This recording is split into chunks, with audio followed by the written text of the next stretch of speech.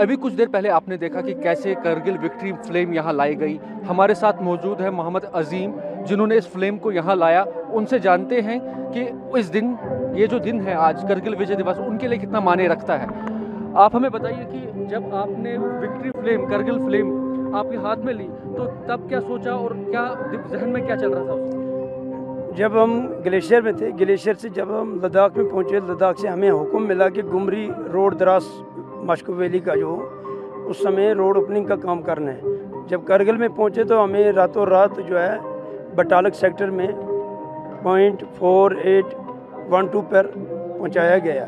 फिर 1 वीक मई first week पूरा जो है कार्रवाई ऐसे चलती रही। हमारे पास कोई खाने पीने का कोई कुछ नहीं था, उस समय लड़ते रहे और फिर लास्ट में माशाल्लाह काफ़ी कुछ आया, खाने पीने के लिए सब कुछ आया, क्लोथिंग आया।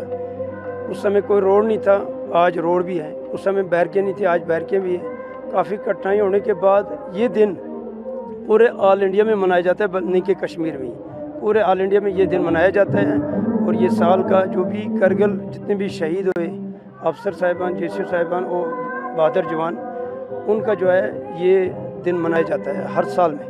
थैंक यू, बहुत बहुत शुक्रिया हमसे बात करने के लिए। जैसे आपने सुना, ये इनका कहना है कि ये जो दिन है ये फ़ख्र मानते हैं, ये इस करगिल जंग का ये भी एक तरीके से हिस्सा थे। और किस तरीके से काफ़ी अरसे तक इन्होंने बिना खाने के, बिना रिक्वायरमेंट के, बिना जो एसेंशियल कमोडिटीज़ थे उसके बिना वहाँ पर खड़े रहे और इंतज़ार किया। और आज ये खुद को खुशनसीब मानते हैं कि इन्होंने आज इस विक्ट्री फ्लेम को, करगिल विक्ट्री फ्लेम को यहाँ तक लाया। और इसके बाद भी हमेशा हर साल की तरह ये इस फ्लेम में अपनी जो उनकी जीती जागती जो अपना वो स्ट्रगल है, मशक्क़त है, वो देखने को मिलती है।